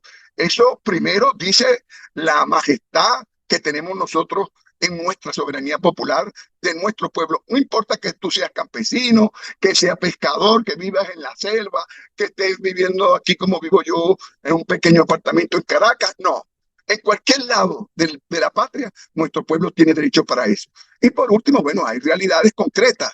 El artículo 130 de la Constitución lo dice. Es un deber la defensa de la patria. ¿Qué es la defensa? Imagínense, defender. Defensa es una acción ante una amenaza, ante un ataque. Bueno, estamos en presencia de una amenaza, un ataque de la ExxonMobil, de todas estas componendas jurídicas que se quiere tramar. Esto no es un asunto jurídico, yo lo veo más político y de la soberanía popular. Por eso la fuerza que tiene heroica de una decisión de consultar a nuestro pueblo. Ya nuestro presidente de la República, jefe de Estado, lo ha llamado, el presidente de la Asamblea Nacional lo ha dicho, ya se están estableciendo los protocolos debidos. Para hacer esto hay que hacerle seguimiento. Nos espera un gran ejercicio pedagógico, compatriotas. Es un deber de nosotros en esta escuela, a ti, Hugo, y a todos los compañeros que me escuchan. Inclusive, irnos a la calle. No podemos quedarnos acá. La gran misión que tenemos nosotros en este instante es la pedagogía. Cuando ya salgan los protocolos de cuáles serían las preguntas, la temporalidad del tiempo, y el doctor Jorge Rodríguez ya asomó, antes que finalice este año se va a hacer eso. Es decir, que nos espera un gran ejercicio de protagonismo, de ejercicio democrático, de participación de nuestro pueblo, que tiene decisiones. La opinión de nuestro pueblo, glorioso, desde el más humilde al más sencillo, tiene valor para que nosotros decidamos y seamos consultados. Este es el espíritu de nuestra Constitución, este es el espíritu del referendo consultivo 2023 sobre este tema sagrado que es la defensa del territorio de la Guayana Esequiba. Dentro del Acuerdo de Ginebra todo, fuera del Acuerdo de Ginebra nada. El sol de Venezuela nace en el siglo. Muchas gracias, compatriotas. Gracias, aplauso, pues aplauso. Gracias, William. Muy agradecido por tu gesto solidario y por tu presencia. Muy bien, entonces vamos a darle la palabra a José Alfredo. José Alfredo fue diputado por la Asamblea Nacional. Clemito, saludos, Mito, que te estoy viendo. A José Alfredo Ureña, quien es profesor de la Universidad Experimental Rómulo Gallego, fue rector de la Universidad de los Llanos Ezequiel Zamora, diputado. Y bueno, vamos entonces a adelantar un poco la intervención, José Alfredo, sin presentaciones por ahora, por las dificultades técnicas que tenemos. Después enviaremos las presentaciones en el grupo de Les Equivo, para que todos ustedes tengan las presentaciones tanto de Eddie Guerrero Lugo, como de Félix Roque, como la de José Alfredo, que me la pasó por correo electrónico, pero creo que tenemos limitaciones para presentarla en este momento. Adelante, José Alfredo.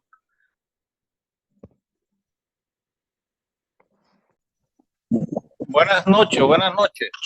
El artículo 10 de la Constitución define que el espacio, el territorio, pues los demás espacios geográficos de la República son los que correspondían a la Capitanía General de Venezuela antes de la transformación política iniciada en 19 de abril de 1810. Y además acota lo siguiente: con las modificaciones resultantes de los tratados y laudos arbitrales no viciados de nulidad. Esto es muy importante porque el laudo arbitral de París está viciado de nulidad. Y constitucionalmente dice que nosotros reconocemos las modificaciones de los tratados siempre que esos laudos arbitrales no sean viciados de nulidad. En consecuencia, el territorio que corresponde a la República Bolivariana.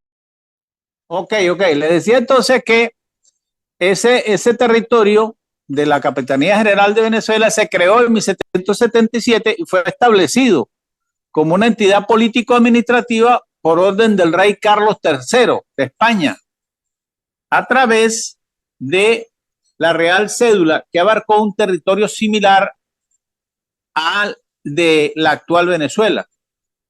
Y en ese año 1777 se estableció como frontera oriental entre España y Holanda el río Esequibo, desde su nacimiento hasta su desembocadura en el Océano Atlántico. En consecuencia, ese es el territorio venezolano. Y si revisamos también lo que corresponde en el mismo artículo 13 del espacio geográfico y de la división política, el título 2 de la Constitución de la República Bolivariana de Venezuela, dice que el territorio no podrá ser jamás cedido, traspasado, arrendado ni en forma alguna enajenado. Les decía entonces que el artículo 14 define entonces lo que corresponde a lo que es el espacio que la ley establece como régimen jurídico especial para los territorios, por la libre determinación de sus habitantes y con aceptación de la Asamblea Nacional. Después está el tema sobre lo que ocurrió en 1750, que fue firmado un tratado para fijar los límites entre las posesiones de las coronas entre España y Portugal. Eso, por supuesto, es un tratado que aceptaba que aceptaba las usurpaciones de estas hasta la fecha y que fue derogado por Carlos III en 1761 y sustituido por otro en 1777, que es el año constitutivo de la Capitanía General de Venezuela. Como no hubo otro tratado de límites antes de 1810, aun cuando también fue violado por los portugueses, era vigente para este año de 1810 el mismo mapa y el mismo territorio de Venezuela que definía la Capitanía General. Ahora, ¿qué define el Acuerdo de Ginebra? Porque eso es un elemento bien importante sobre el cual nosotros estamos y por qué es tan importante ese acuerdo. Porque el Acuerdo de Ginebra, primero que lo definió Naciones Unidas, y segundo, que el gobierno de Venezuela y el Reino Unido de Gran Bretaña e Irlanda del Norte, en consulta con el gobierno de la Guyana Británica, considerando la próxima independencia que venía de la Guyana Británica, reconociendo que una vez más la estrecha cooperación entre Venezuela y la Guayana Británica redundaría en beneficio para ambos países. Así se inicia el texto de lo que es el acuerdo para resolver la controversia entre Venezuela y el Reino Unido de Gran Bretaña e Irlanda del Norte sobre la frontera de Venezuela y la Guyana Británica. Pero el artículo 5, en el numeral 2, dice que ningún acto o actividad que se lleve a cabo mientras se haya en vigencia el acuerdo, el acuerdo de Ginebra, no puede constituirse un fundamento para hacer valer, apoyar o negar una reclamación de soberanía territorial en los territorios de Venezuela o la Guayana Británica, ni para crear derechos de soberanía en dichos territorios. Eso es lo que se está reclamando en este momento. Porque la Guyana no puede hacer ni definir soberanía en ese territorio, porque efectivamente aquí dice que está en reclamación y la soberanía territorial en esos territorios de Venezuela o de la Guyana Británica no pueden darse ni para derechos ni en dichos territorios. Pero hay un elemento fundamental que es el artículo 8 del Acuerdo de Ginebra, que dice, esto compromete por supuesto el gobierno de Guyana, porque dice que al obtener la Guyana Británica su independencia, porque ya se preveía, pues en ese año iba a ser se iba a dar la independencia de la Guyana Británica. Entonces, el gobierno de Guyana, dice, el gobierno de Guyana será en adelante parte del presente acuerdo, además del gobierno de Venezuela y del gobierno del Reino Unido de Gran Bretaña e Irlanda del Norte, en testimonio de los artículos anteriores. Los suscritos debidamente están autorizados para ellos por su respectivo gobierno, o sea, los que firman este acuerdo están autorizados por los gobiernos y están firmando el presente acuerdo. Hecho en duplicado en Ginebra a los 16 días del mes de febrero del año 1966 en español y en inglés, siendo ambos textos igualmente auténticos. Ahora, ¿quiénes firman el acuerdo? Que es la otra cosa importante. Porque en el acuerdo de Ginebra sí nosotros tuvimos un representante. Y fue nada más y nada menos que el ministro de Relaciones Exteriores para el momento, que es el doctor Ignacio Iribarren Borges. Pero también hubo un representante por el gobierno del Reino Unido de Gran Bretaña e Irlanda del Norte, que fue Michael Stewart, que era nada más y nada menos que el secretario de Estado de Relaciones Exteriores del gobierno de Gran Bretaña. Y Forbes Burnham, que fue el primer ministro de Guyana Británica para ese momento. Esas son las personas, las personalidades, como dice aquí en el artículo 8, que teniendo además autorización por su respectivo gobierno para firmar este acuerdo de Ginebra. Ahí está lo legal.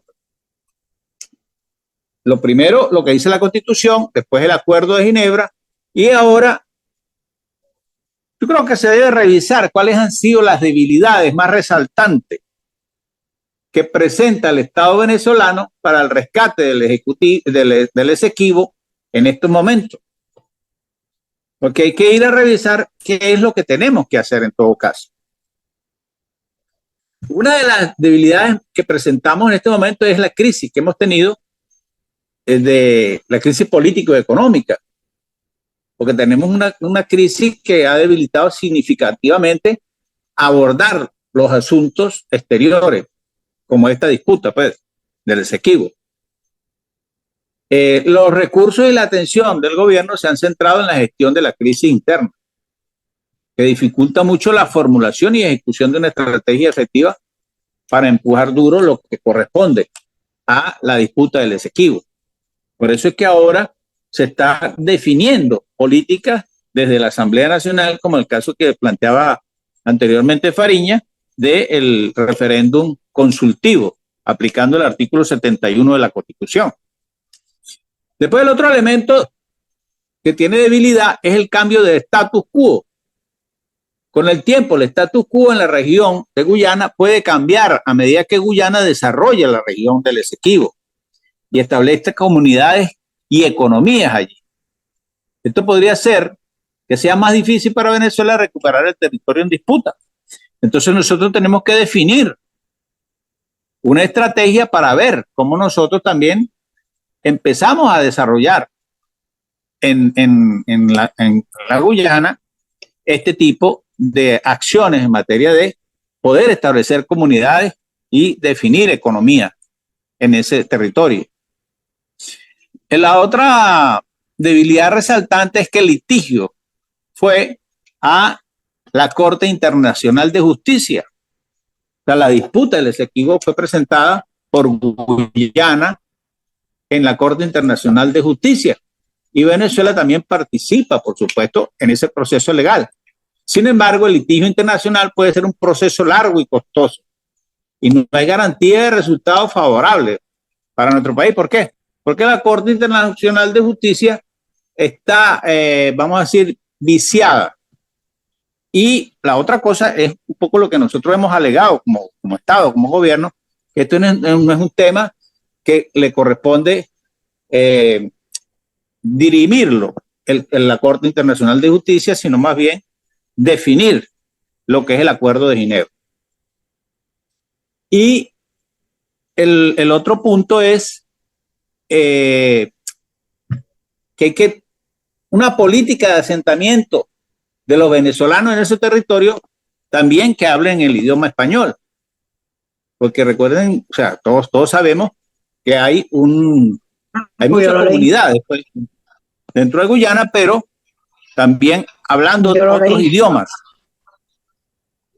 Y por último, yo creo que hay que tener las estrategias que profundicen O sea, la estrategia para que el Estado venezolano profundice el rescate del Esequibo en este momento y va por ahí, ¿no? Definir una política de Estado que ataque todas estas debilidades y algunas otras más que van a ir apareciendo. De tal manera que nosotros podemos, con este primer foro, ir sacando conclusiones, recomendaciones que sirvan y vayan a la mesa de discusión, porque este es un tema que se abrió la discusión nacional de cómo definir estrategias para que el Estado venezolano rescate el Esequibo. Y eso tiene que ver con estrategia desde el punto de vista político, pero también estrategia desde el punto de vista legal, pues están los acuerdos, pero también estrategia desde el punto de vista social y de estrategia desde el punto de vista económico, cultural, científico, tecnológico.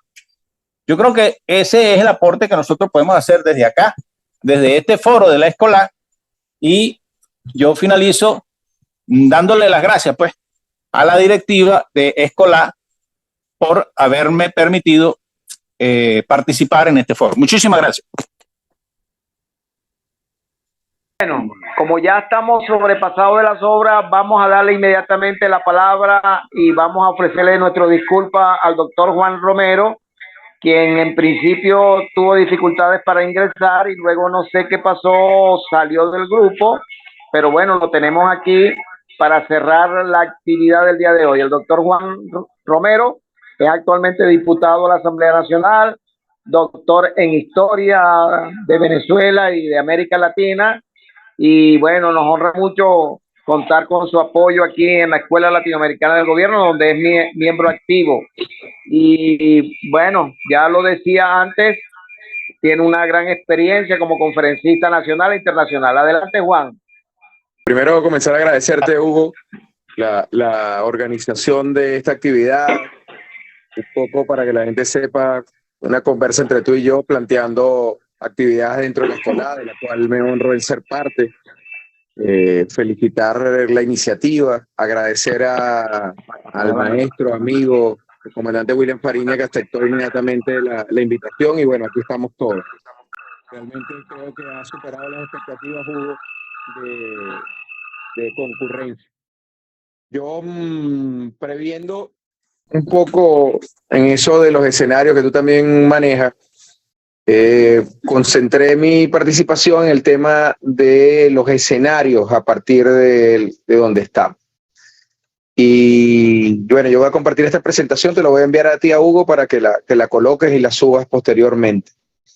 Yo creo que hay un plan geoestratégico de la República Cooperativa de Guyana y que tiene que ver con algunos elementos que ya han sido señalados por Félix, por el compañero que me antecedió, por el propio William, que es que Guyana se ha convertido en una pieza clave de lo que debemos llamar como imperialismo colectivo. A veces nos concentramos demasiado en Estados Unidos y no vemos que no solo Estados Unidos, Reino Unido, es Canadá, es Francia, es Alemania, es Italia, es Japón, ¿no? Son los imperialismos colectivos que ahí están actuando.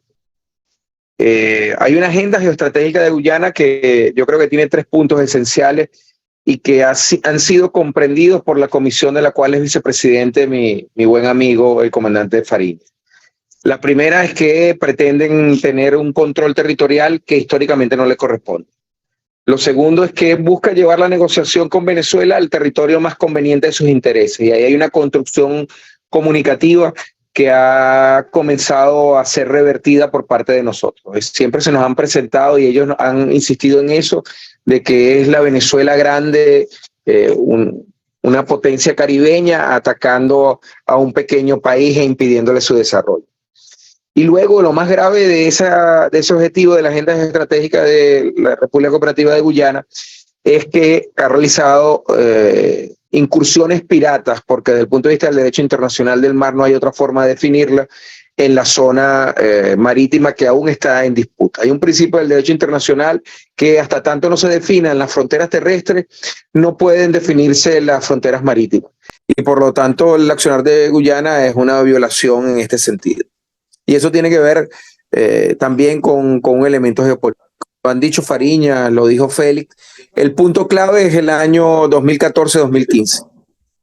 Recordemos el contexto además, porque en otros momentos ha ocurrido cuando hay situaciones de presión interna en Venezuela, siempre ha habido una ofensiva de agresión territorial.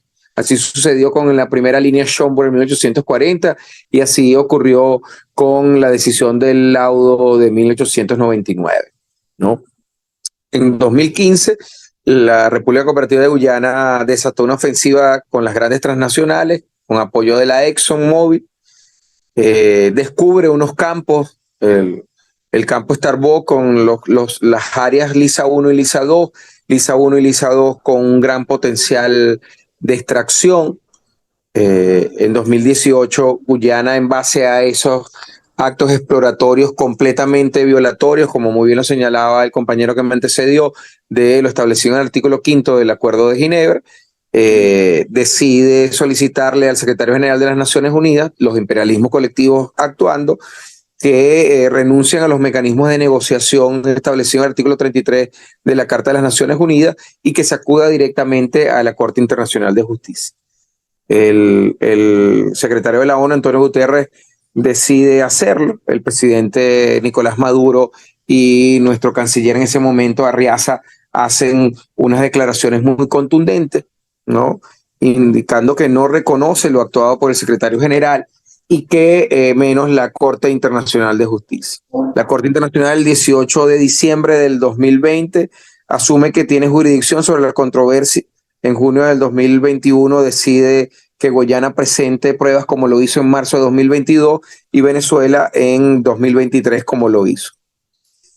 Venezuela tiene unos alegatos importantes sobre la Corte Internacional de Justicia. Primero, nunca ha reconocido la validez jurídica. La gente podría decirse, ¿y por qué acudimos? Porque es un mecanismo de defensa, aunque no lo reconozcamos. Debemos defendernos, indudablemente.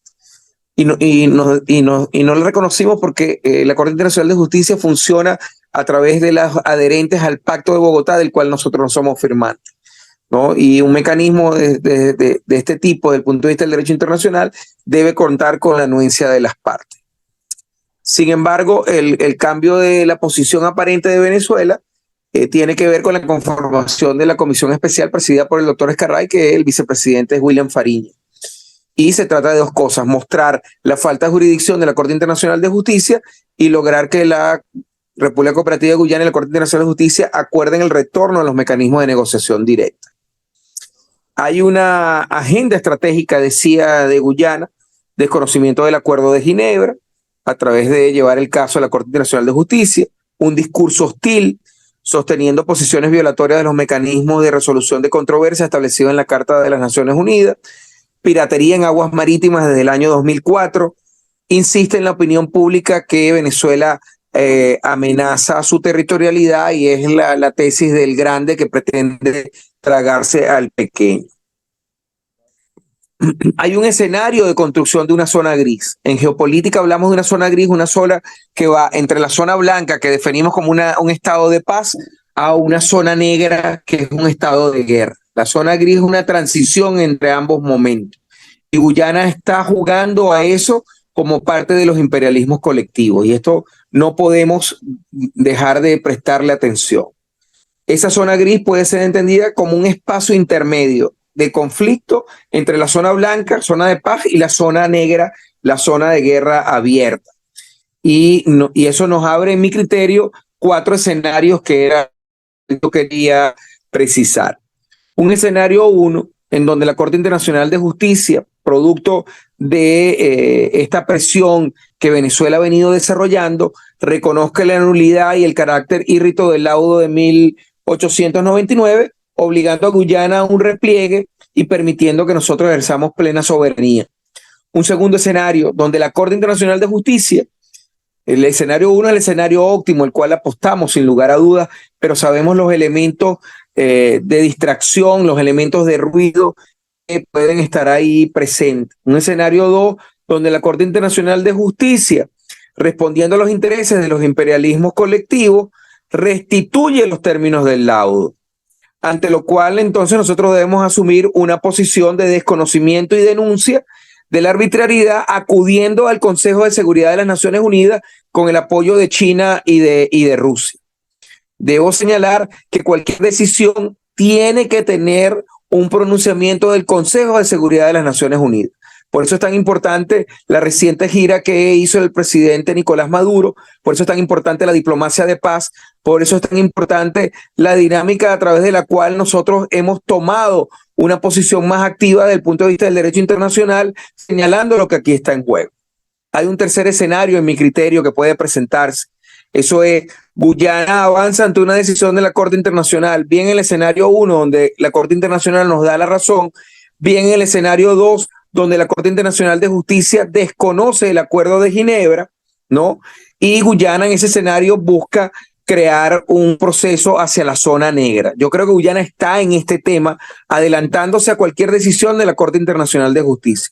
Por eso es muy importante las medidas de patrullaje, la reciente instalación de un faro que proyecta sobre la fachada atlántica que acaba de hacer nuestra Armada. Por eso es muy importante lo que decía mi comandante y amigo y hermano y compañero diputado William Fariña de este tipo de actividad, porque se trata que dejemos que la discusión sobre la disputa territorial de la Guayana Esequiba sea algo exclusivamente constreñido a especialistas, historiadores, politólogos, abogados, internacionalistas, y pase a ser un debate colectivo. Lo decía muy bien el comandante Fariña, lo decía también el presidente de la Asamblea Nacional, Jorge Rodríguez, que el sentido del referendo revocatorio es que el referendo consultivo permite convocar a todos para una gran discusión, para un gran debate. Aquí no se trata de ser rojitos, azules, amarillos o morados o cualquiera de las definiciones de colores que caracterizan a nuestras identidades políticas. Aquí se trata de la defensa de la integridad territorial de Venezuela tal como está establecido en la Constitución de 1999. Entonces, en este tercer escenario, nosotros tenemos que generar políticas de disuasión y ahí debe entenderse la convocatoria del referendo, porque me llamaba profundamente la atención de algunos sectores en Venezuela que decían, pero ¿para qué vamos a consultar algo de lo cual sabemos que es que nosotros tenemos derecho sobre la Guayana Esequiba? No se trata de llover sobre mojado, como dice la canción de Silvio Rodríguez. Se trata sencillamente de convocar. La convocatoria de un referéndum consultivo, tal como lo señala constitucionalmente nuestro articulado, permite generar una discusión colectiva. Permite que este escenario que está planteando la Escolat y que felicito,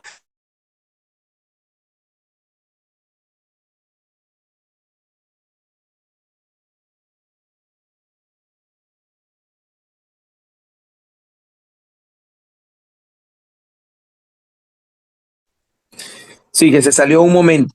Y por supuesto, se trata de que ese referéndum consultivo, entonces, del cual estamos hablando, facilite este tipo de acciones colectivas. Nosotros tenemos que generar un gran movimiento de opinión donde cada venezolano se transforma en un historiador experto, en un abogado experto, en un internacionalista experto, en un politólogo experto, para compartir las razones y los elementos que nos dan la razón, los elementos jurídicos, históricos, geopolíticos, geoestratégicos, geográficos. Hay una metaestrategia detrás de esta convocatoria que es importante que comprendamos. Hay un cuarto escenario que podemos decirlo que es un escenario mixto, ¿no? En donde se retoma la conversación del Acuerdo de Ginebra. Se plantea un escenario ganar-ganar con Guyana, en donde se nos restituya eso y nosotros en un acuerdo conjunto, como es parte de nuestra diplomacia de paz, como es parte del carácter solidario y cooperativo de Venezuela, nosotros llevemos adelante exploraciones conjuntas de repente con Guyana para apoyar y apalancar su desarrollo, contribuyendo a sostener a este territorio como una zona de paz y como una zona desnuclearizada. ¿Por qué digo esto? Porque es importante entender que nosotros nos encontramos rodeados a través de una operación de múltiples colocación de la Organización del Tratado del Atlántico Norte. No dejemos de olvidar que Colombia es socio global de la OTAN, no dejemos de olvidar que en la Guyana francesa hay bases de la OTAN, no dejemos de olvidar que en Aruba, Curazao y Bonaire está presente la OTAN, no dejemos de olvidar que en Jamaica también está presente la OTAN. No olvidemos que en Ecuador se restituyeron las bases en Malta de la representación de la OTAN. No podemos olvidar que se avanzó por parte de Brasil durante el gobierno de Bolsonaro del establecimiento de acuerdos estratégicos con la Organización del Tratado del Atlántico Norte. Es decir, estamos profundamente rodeados. Y en ese sentido nosotros debemos recurrir a la disuasión a través del fortalecimiento y es mi criterio, Juan Romero, y hablo como historiador, no hablo como diputado, que nosotros debemos establecer y fortalecer a través de un tratado de asistencia militar recíproca con China y con Rusia los mecanismos de disuasión para evitar la transición de un escenario gris como el que está planteado a un escenario negro, que es un escenario de guerra, que es el que busca Guyana y el que busca los Estados Unidos, intentando repetir la experiencia de 1983 de las Malvinas y repetir la experiencia de Saddam Hussein invadiendo Kuwait para después generar lo que hoy es Irak en esa situación. Entonces, debemos ser sumamente cuidadosos. Yo además, como no se trata solamente de establecer escenarios, yo creo que hay que ser propositivo. Y yo hablo de dos proposiciones, desde el punto de vista de la geoestrategia, de la metaestrategia, es decir, la conjunción de la estrategia, de lo geopolítico, de lo geoeconómico. Creo que estamos en el camino de lo que yo llamo la geoestrategia de validación histórica, que es que Venezuela asume una respuesta comunicacional y de articulación de apoyos internacionales, que es en el momento en el que nos encontramos ahorita, haciendo públicas las amenazas del accionar de Guyana, de la Guyana y los imperialismos para que la zona siga siendo una zona de paz y una zona desnuclearizada, tal como está establecida en el acuerdo de la UNASUR y de la CELAC.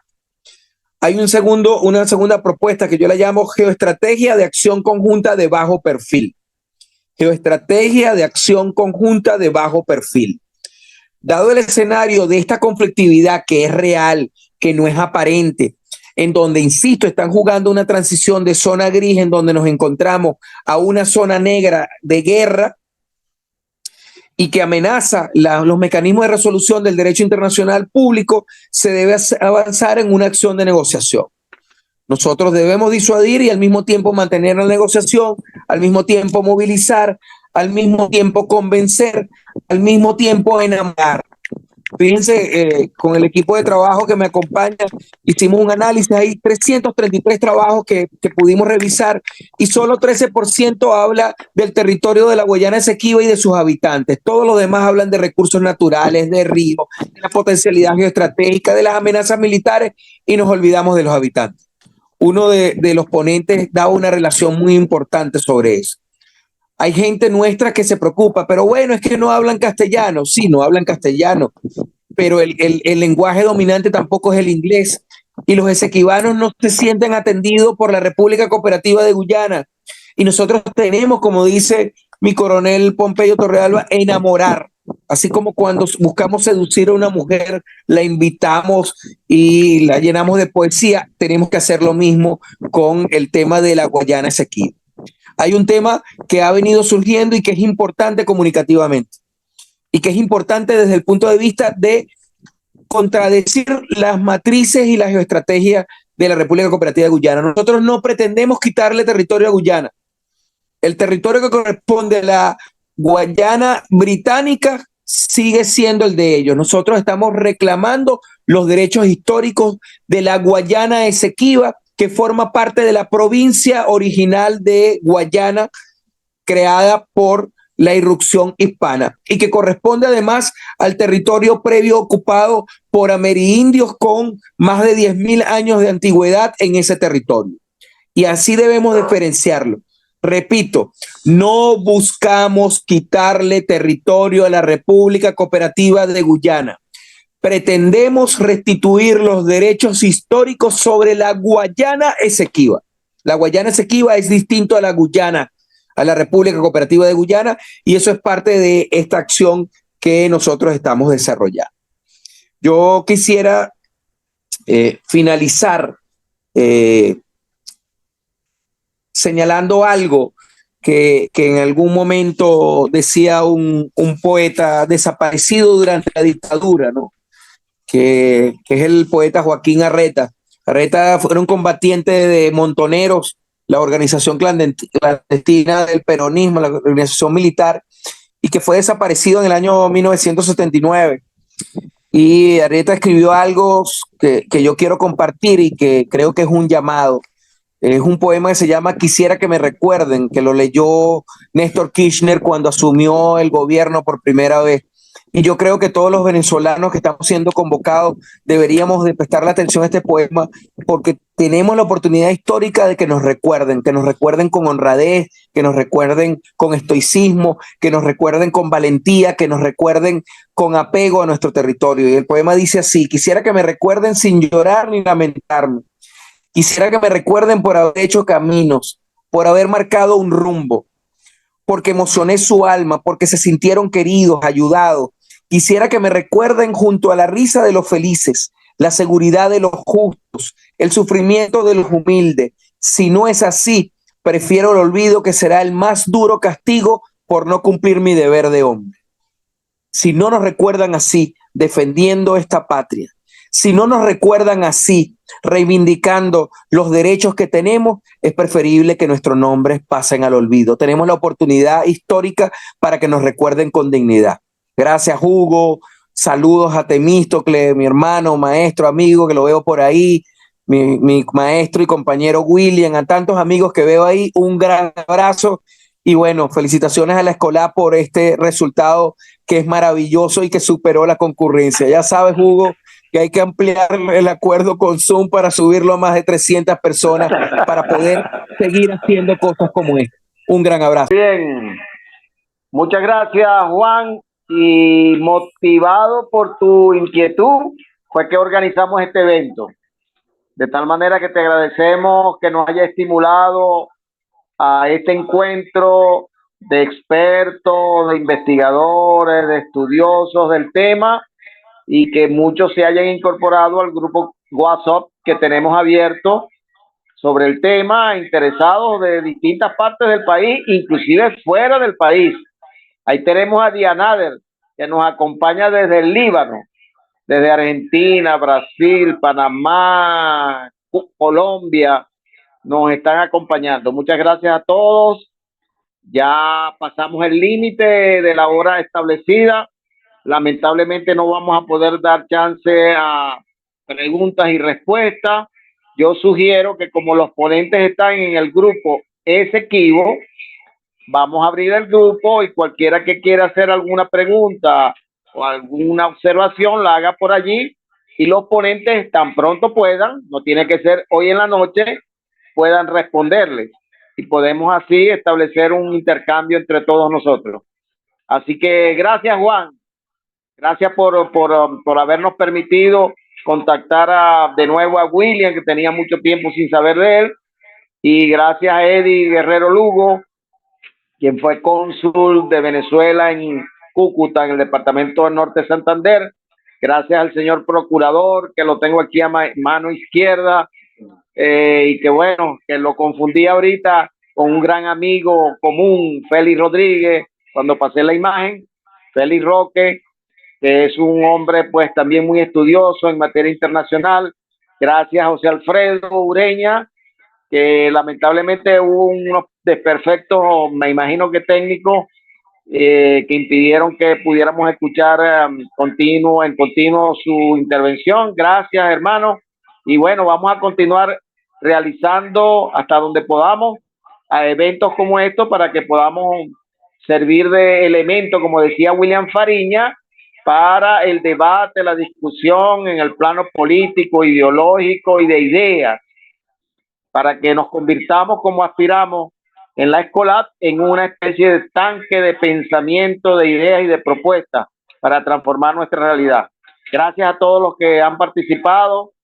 Lamentablemente no tomamos la previsión. Yo no pregunté cuál era la capacidad máxima de Zoom, y bueno, ya preguntaremos y veremos cómo resolvemos eso, porque como bien me han dicho algunos, se necesitan, como dicen en nuestra tierra, cobre para poder acceder a un Zoom que permita una mayor participación. Agradecemos al IESIC, a la doctora Soledad Méndez, que siempre está solidaria y coopera con nosotros, para poder tener acceso a este medio de comunicación. Muchas gracias a todos.